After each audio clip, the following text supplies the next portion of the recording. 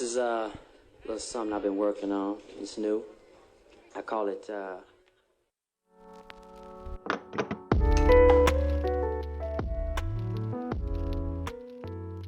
It's definitely a vibe. You're now tuned into Heartbeats and Mind Studies with Parker. Thanks for pressing play. Speak with you soon.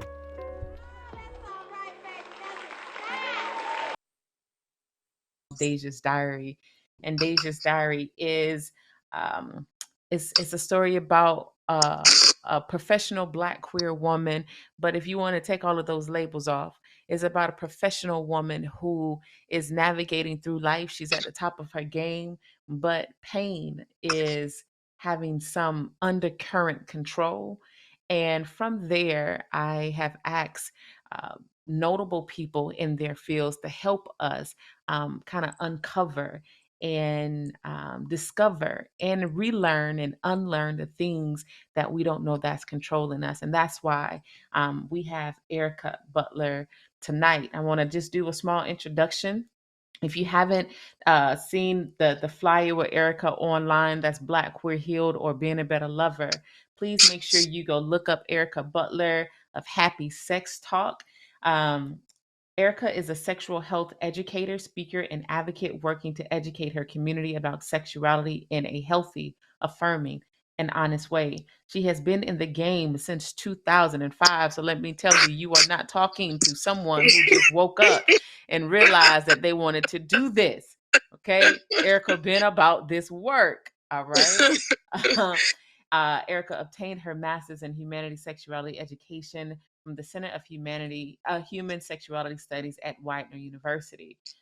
Erica works to create awareness and give medical, accurate, affirming, and comprehensive sexuality education presented with a humorous flair. Erica funny as hell, y'all. So please get ready to laugh. All right. Erica focuses her work mostly within the Black community and has educated various groups such as parents, teen, religious institutions. Religious institutions. We got to get on that.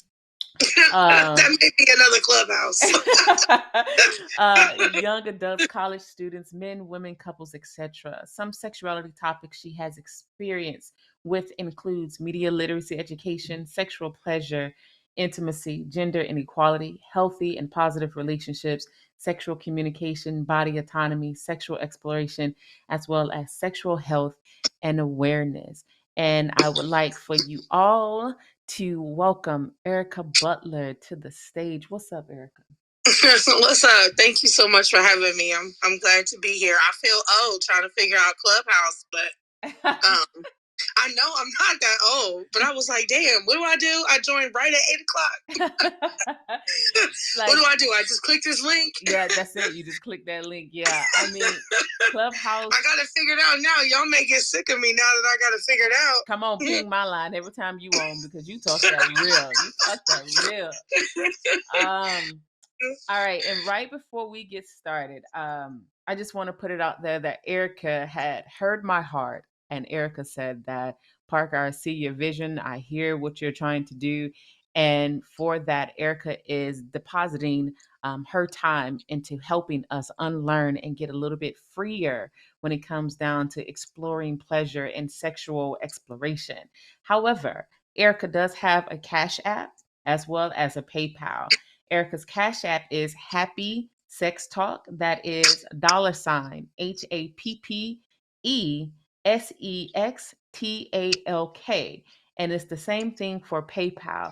If Erica does drop something that you will take with you and it will help you grow, you feel the shackles breaking off of you, go ahead and slip Erica on that Cash App, all right? Because Erica is a mother. Erica is a partner. Erica be at the school all over the place in one whole day. And for Erica to take out this time to talk to us, I really would like us to bless Erica however you see fit. Nothing is too small and nothing is definitely too big. All right. I appreciate you. Yeah.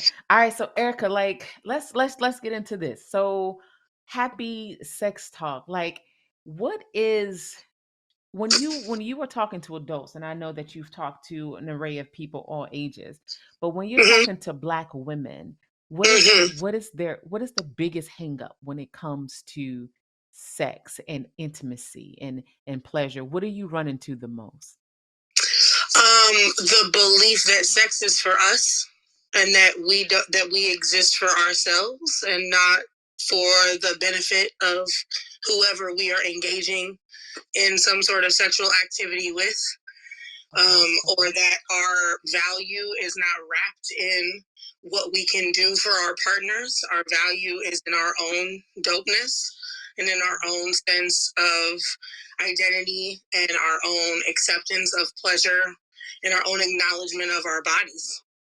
I mean, break that down a little bit more. Like if Yeah, no, for sure. So, when you think about some of the conversations that y'all may have had growing up, you hear things like what you won't do, another woman will, what you need to do to keep your man, to keep your partner, whatever.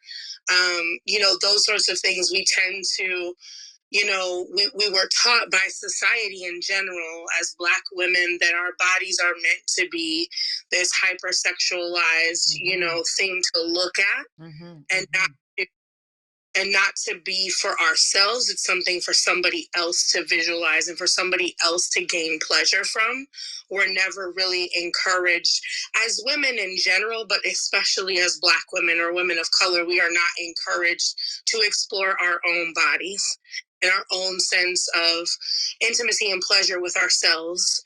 And so then we end up in relationships where we are not honored in those ways, where intimacy with another person is based on their satisfaction, not necessarily ours, or it's not a mutual thing all the time, or we end up giving more than we're receiving, and the relationship is not reciprocal.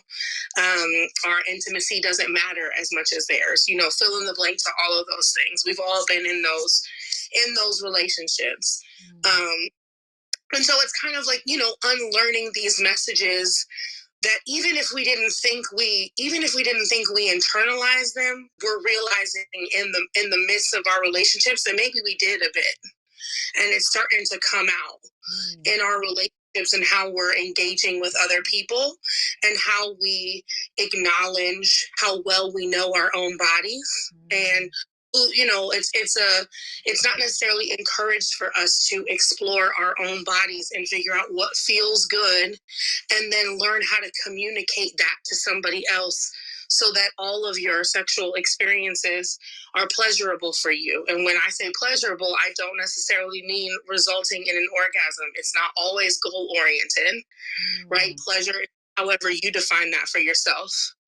So tell me, going back to that, like, for people who have internalized it and they don't know that they have to internalize it, like, what can that behavior look like? Like, how would someone begin to recognize that I am living kind of like detached from my own pleasure? Well, yeah, I mean, I think, the conversations like these are happening very often among women of color, among your groups of friends. If you have a set of friends who are open and honest about these things, or if you're into conversations like this, if you are, reading books about, body autonomy and intimacy and consent and things like that, those things tend to be the triggers that get people asking the questions and that get people evaluating their own relationships, because they realize that some of the things that people are talking about are explaining questions that they've had. So things that could come up are like, are all of my intimate moments even focused on what I want? Have I ever vocalized to somebody that I'm intimate with what feels good or what doesn't? Do I even feel confident doing that?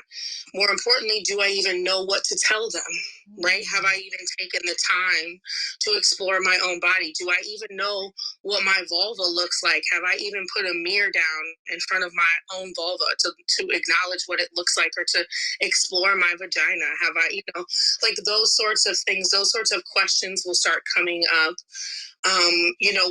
Once you kind of hear these things, I think, as uncommon as we like to think these conversations are, they actually are happening in a lot of different ways, because the conversation about healthy relationships is kind of hot right now in the Black community, because there is a lot of unhealthy and us that are in this work are trying to get the message out as best as we can. So we're, yelling from the rooftops. We taking every advantage that we can to have these conversations, because we've all kind of been given the same rhetoric from society mainly, but also from, our families, and just kind of like generational messages passed down, or the models of relationships that we saw growing up that were unhealthy.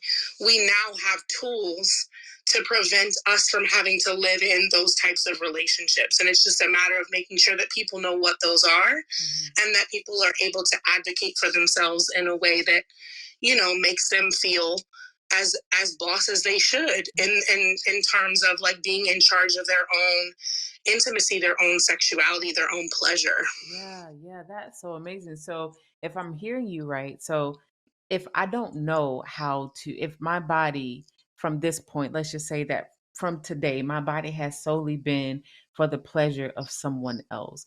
So are you telling me like the first thing that I need to do is I need to know what my own pussy looks like? I need to be brave enough to look at my own pussy, to look at my own body, and to be brave enough to, are you saying even pleasure myself? Like, yeah. Well, some people even have to start at the, like I've had body image issues my whole life. So when I started the journey for myself, it started at being able to look at myself in the mirror, fully naked.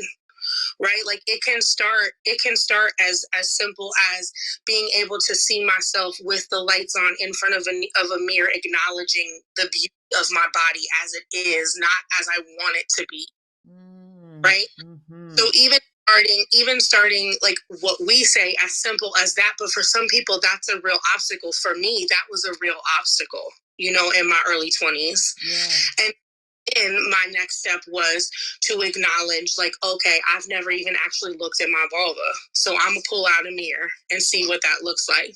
And for those who may be hearing vulva for the first time, your vulva is the part of your vagina that you can just see outwardly. So it's called your external genitalia. So unfortunately, I have my vulva puppet. Her name is Vivian, but y'all can't see. Come on, Vivian. Otherwise, I would show you what parts I'm talking about. But the internal part is what's called your vagina. That's where things are inserted. That's where you see the clitoris. That's where all of your like reproductive organs are connected. So when you think about your vulva, I just want you to think about, spreading your legs and putting a mirror out, and what you see right there in that image, that's your vulva. Wow, okay. Wow. So just kind of think about it that way. A lot of people don't even know that they're two different names, that they're two different things, right? So because we don't talk about our reproductive body parts when we growing up. We don't, or they're all given nicknames. They're not actually called what they are, right? Which is a whole nother. We're gonna get to that conversation later. Because we're gonna get to that, because I actually So to answer your question, it can start off definitely at just looking at your vulva, learning how to please yourself, and touching yourself from your head to your toe, and like doing gentle or doing hard, or doing like figuring out what parts of your body like to feel pressure, what parts don't, what parts like to be squeezed, what parts don't. Acknowledging what feels good, and that's going to take some time. So take as much time as you need, and get to know your body. And yes, eventually it will lead to you pleasing yourself, whether that's with a toy, with your fingers, with whatever you choose. Just make sure that it won't throw off your pH or cause you any issues. Vaginal health wise. Up if you need further details on that. That's also another whole Clubhouse conversation. Listen, you're going to be on Clubhouse a lot. I see it. You're going to be having conversations like, let me go ahead and jump on there. But people be putting candles and cucumbers and bananas, and I'm like, oh, your pH. Sweet Jesus, baby, please just please. Listen, I so honest. Like I learned that when I was a little girl. Like this is so embarrassing, but I'm like, fuck it. Like I was exploring my body. Two things, but I'm gonna say this one first. I was exploring my body. Fuck, I'm about to say this, and these people know this. Anyway, you don't have to share anything you ain't comfortable with. You already know. No, it's cool. I mean, shit, it is what it is. And I had used a hot dog, and oh yeah. And at that time, though, like I wasn't thinking about all of the preservatives that was on a hot dog. And Yes. my little coochie pop almost fell Yes. off, and I don't know if that turned me queer. I don't know, but you know what, Parker? I am not here. I can't. I don't know, but from that point, I was like, no, I'm okay. We don't need any of that. Like, I totally like ruined it for anybody who has a dangling. Oh my. But on a you more are not serious alone note, with that. You are not alone.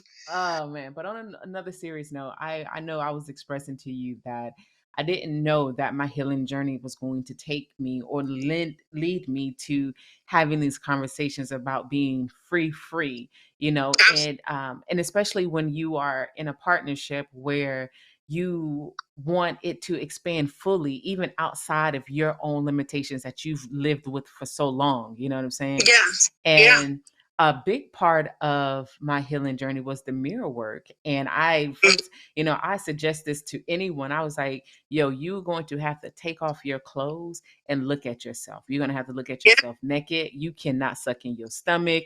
You have to sit there and see you. And I didn't know that seeing me was also, I don't know, I would say 6-7 years later, being able to be free and see me would have me having this conversation with you. I just thought it was all about me being masculine presenting and always covering up and really not knowing what my body looked like. And I was able to see my curves. And so I was able to welcome my feminine energy more wholly. But that's also helped me to be comfortable with taking off all of my clothes in the bedroom with my partner and allowing my partner to touch me in ways that how can my partner touch me in ways that I have not touched myself? Right. Or how can you feel comfortable when they do that if you haven't yourself? Sometimes that can happen all at the same time, right? Like sometimes people feel more comfortable engaging in that behavior with their partner, and that's totally fine too. If the idea of exploring yourself by yourself is scary, please do not. My intention is not to put anybody in a situation that they are uncomfortable with. The point for you to at least be in control of what exploration is happening. So whether that is with another person or other people that you feel safe and secure with, that's also dope as fuck. And the point is for you to just get the experience of being the one in control of knowing what's happening and what feels good to your body. It's great for it to happen by yourself, but if you're just not there, then I would rather it happen in a safe space for you than not at all. What is the guilt and the shame around pleasure? Like, and I don't want to attribute it all to the religious institutions, but how does it lock us in, and what does that guilt and shame look like?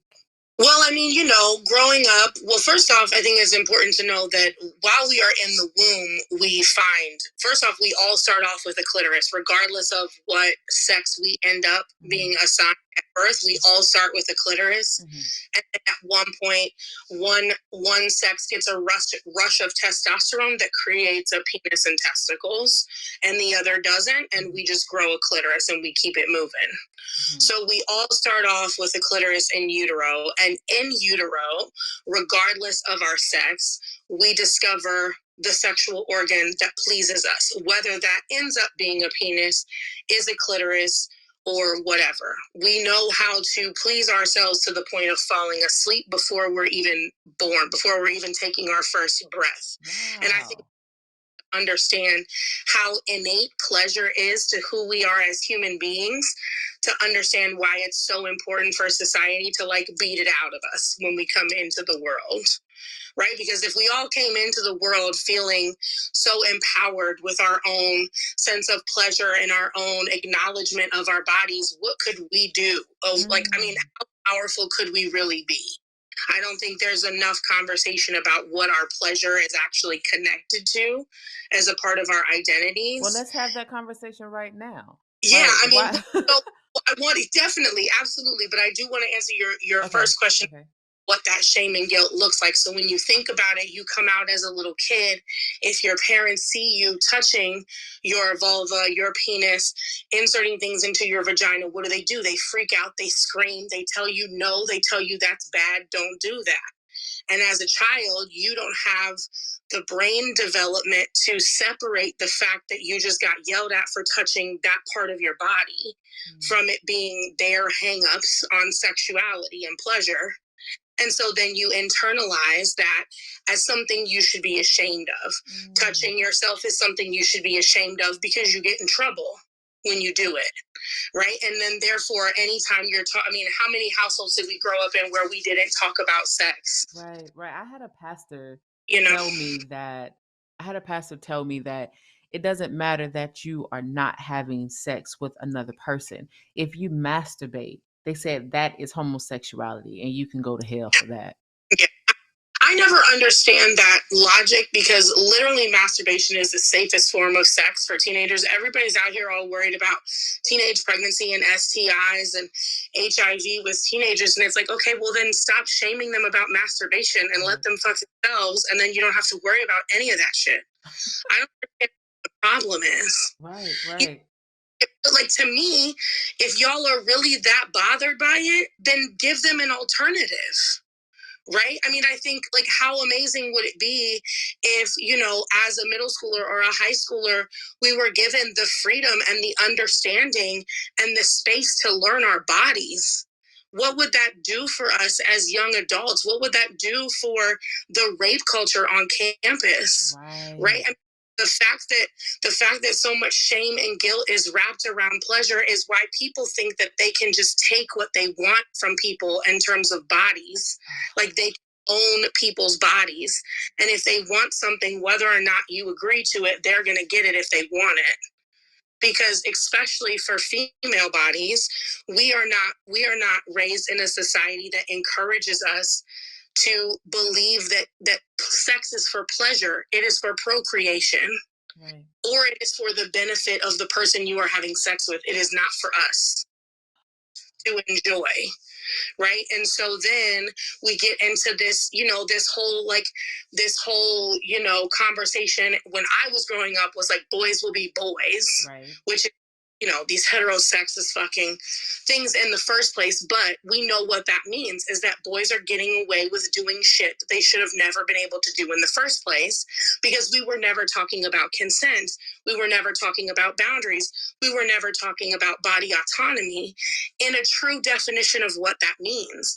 Consent is going into an agreement of how we are going to share space and acknowledge each other's bodies during the time that we are spending time together. It is an agreement, which means that both people have to be involved, or all people have to be involved. Right. And how often, and let's speak about that really quick, like how often is consent, or does consent need to be talked about? Because because I will have these conversations. It was like, well, you my old lady now, but it's like, but you still didn't ask me, like. Yeah. Yes. Consent starts, in my opinion, consent starts as soon as we're born. Right. So like when both times that I have given birth to my kids, obviously you can't have a newborn can't verbally give consent. They can't talk. When I'm talking about what consent looks like with an infant, it's like telling them that we're getting ready to change your diaper because we can't let you be in a diaper with urine. It will cause an infection for you. So we're wiping your vulva, we're wiping your penis, we're using the actual words for their body parts. And then before they're even verbal, you can figure out, like, my son knew that I was asking for a hug when I put my hands out, or that I was willing to accept a hug when I put my hands out before he could say yes or no. Same thing with my daughter. So there are ways that you can start this conversation about boundaries and consent and body autonomy as soon as they come out of the womb. And more importantly, that conversation needs to continue throughout life. Consent exists outside of the context of sex. Consent exists when you're sharing space with a stranger. Consent exists when you are hanging out with your girlfriends. Consent exists when you're hanging out with your family. How many of us were forced to hug and kiss every family member that we saw the second we walked into a family function growing up? Right. That shit is appropriate as fuck. You need to give your child the ability to say whether or not they want to acknowledge people. You can't force them to have people in their personal space and then expect them to be able to speak up and tell you when somebody's doing something wrong to them, when somebody's touched them incorrectly, when somebody's done something that feels wrong. They don't know the difference. Well, you hitting there now. So my question I was going to ask about that, like we in there, like what? First of all, if Erica is saying some things that is helping you right now, please go ahead, open up your Cash App and type in $HAPPESEXTALK, and please go ahead and donate and invest into Erica. Erica is doing this work and what we're about to talk about right now, because it's like we are unlearning and healing ourselves from the things that our parents could not teach us, but some of us are parents, and whether we have biological children, we are in the space with some children of any form, like, and what we need to do is to help them get to a space where they are not holding secrets of someone touched them, or they are able to demand people to give them consent and are not afraid to say, no, you cannot do that to me. And so now Erica is expressing, like, how do we stop passing down this guilt and shame around sex and pleasure? Erica's PayPal is also at Happy Sex Talk, and that is HAPPESEXTALK. Go for it, Erica. Yeah, no, so I appreciate you always for plugging that. So yeah, I mean, a lot of the work that I'm doing now is working with caregivers or caring adults, not necessarily just parents. We got aunties and uncles, we got caregivers, we got grandparents, we got babysitters, we have, like daycare providers. All of these people need to understand this information because they all become trusted adults for the most part in toddlers' lives. So a lot of the work that I've been focusing on recently is helping starting these conversations early, like in between 0 to 5 years of life, right? And like what that looks like. And it's uncomfortable for a lot of people because we never had these conversations as adults. And I totally acknowledge and receive and respect that. And so we kind of work through these things as slowly as we have to, to learn how to have these conversations. And most of the people connect with that experience of having to acknowledge in some sort of physical form every relative when you walk into a family function. And that's exhausting as a kid. And I was raised, in a household where like we were able to talk about things, and that uncomfortable and just never brought it up because I didn't have the language. I didn't know how to tell my parents that like I didn't want to hug all of my aunties and uncles every time I saw them because I only saw them once or twice a year and I didn't really know them. I was 8 or 9 years old. The shit felt weird. Now I hug them when I see them because I want to, because I'm thankful that they're my elders and that they're in my life, and I make that decision for myself, but I don't force my kids to do that. And I think it's really important for us to understand that although, it's hard to explain to our elders and, our older generations why we are like, quote unquote, giving our kids so much rope, or why we're giving them a voice to speak up about things when normally we weren't able to do so, is so that these cycles of abuse can stop. Right. And so these cycles of secrets can stop. Right. So like I have conversations with my kids about the difference between secrets and surprises so that they know something feels wrong. Like my 5-year-old understands the difference between a secret and a surprise. So that if somebody asks him to keep something secret, he knows not to do that. Wow. And to come and talk to me. He knows the names of his body parts. Just teaching your kids the names of their body parts automatically decreases their chance of being touched or abused inappropriately by an adult, because the fact that they know those body parts tells the abuser that somebody in their life is. Ooh, wasn't that good? Hey, Make sure you keep up with all things Heartbeats and Mind Studies, the podcast, the conversations, my random ass talks and thoughts right here. So check back for the next episode. Peace.